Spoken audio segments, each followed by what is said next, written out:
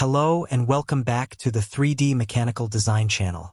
Today we're going to break down CSWA Practice Model 1.2 step by step in SOLIDWORKS, and I'll show you exactly how to approach it like you would in the real exam. You can download the model file from the link in the description so you can follow along. Before we jump into modeling, let's slow down for a moment, because this is where most mistakes happen.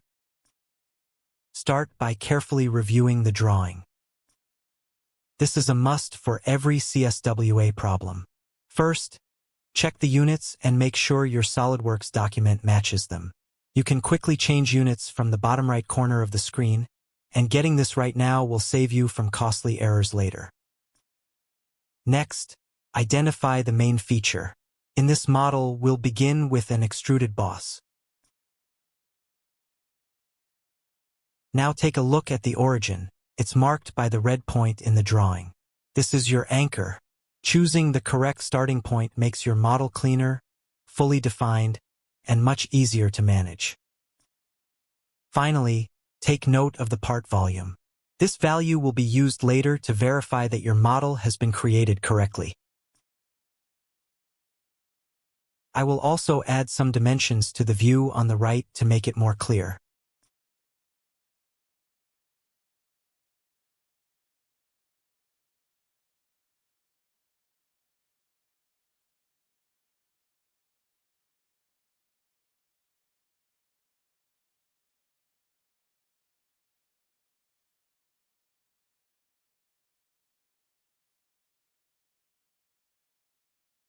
Let's open SOLIDWORKS and get started.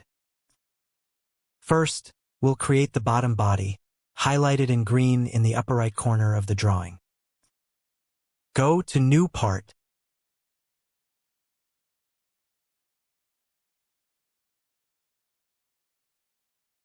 Select the front plane and start a sketch.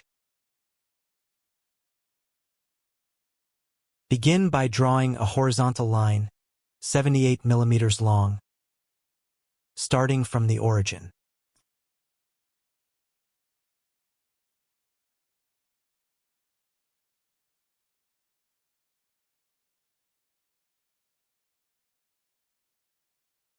From its endpoint, draw a vertical line of 8 millimeters.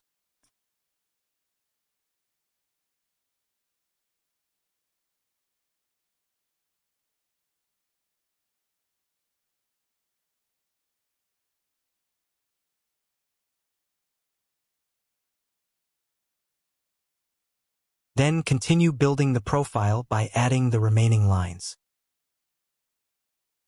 Pay close attention here. After the inclined line, the next segment must be at a 90-degree angle.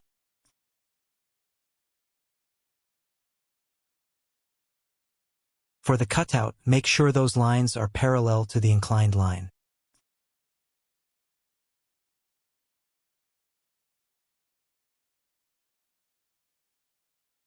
Now, for the top lines, apply collinear relations to keep everything aligned.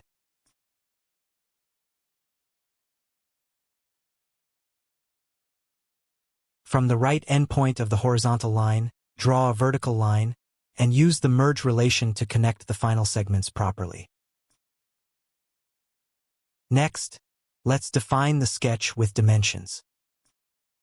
As I add them, you'll see a red arrow on the right side of the screen indicating each value. Height, 58 millimeters.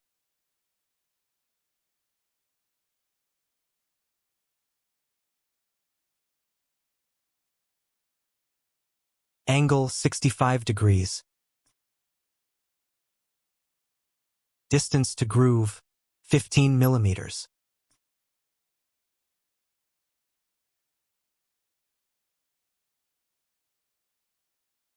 Groove width, 5 millimeters. Groove depth, 36 millimeters. At this point, all dimensions are applied, but notice the sketch is still showing blue lines. That means it's not fully defined yet, and we'll fix that in the next step.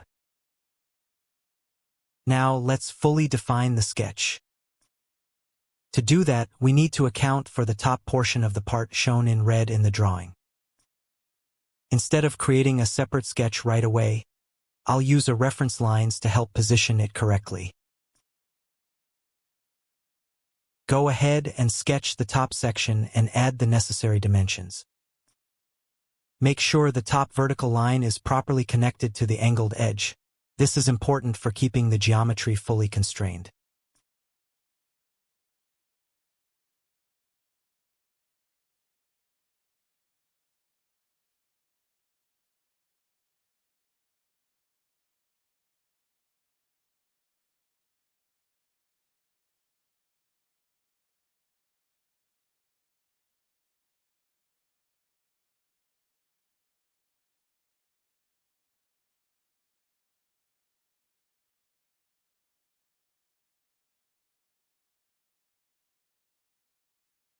Perfect, now all the lines have turned black, which means the sketch is fully defined.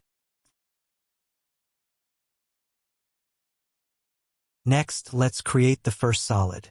Use the Boss Extrude tool and set the thickness to 28 millimeters.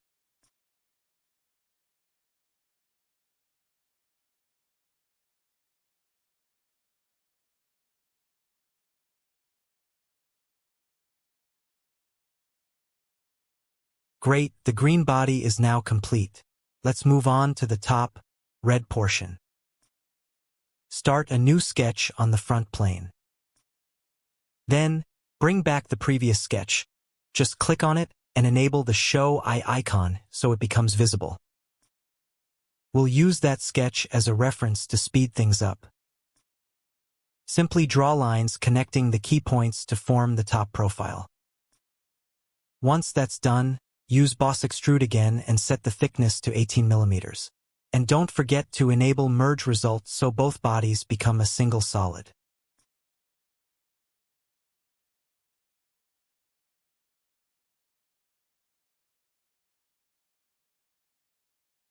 Great, now let's finish this model by adding the two round pins on the top face. Select the top plane and start a new sketch.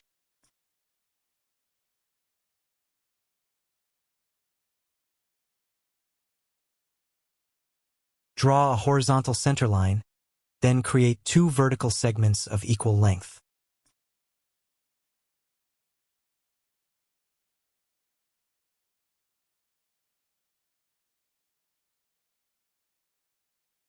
At the ends of those segments, add two circles with a diameter of 6 millimeters.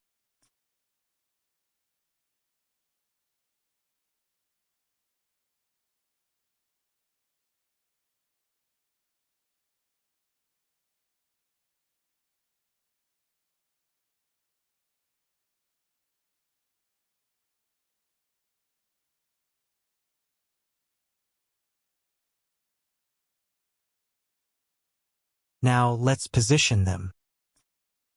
Add a dimension of 7 millimeters from the face and 7.5 millimeters from the corner.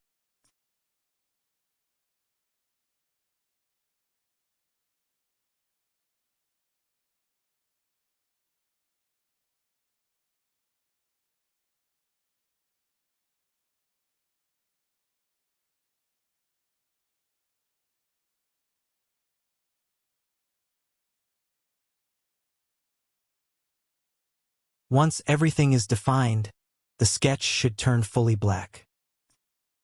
Go ahead and use the Boss Extrude tool with a depth of 6 millimeters, and make sure Merge Result is enabled.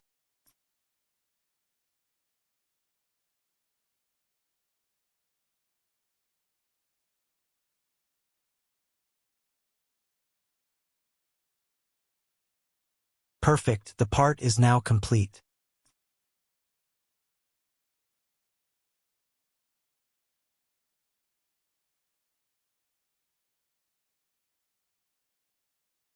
To verify our model, go to Evaluate, Mass Properties. The volume should be 70,039 cubic millimeters, matching the value provided in the drawing. Excellent, the detail is done correctly. Thanks for watching. I post new SOLIDWORKS tutorials every week, So don't forget to like the video and leave a comment. See you in the next one.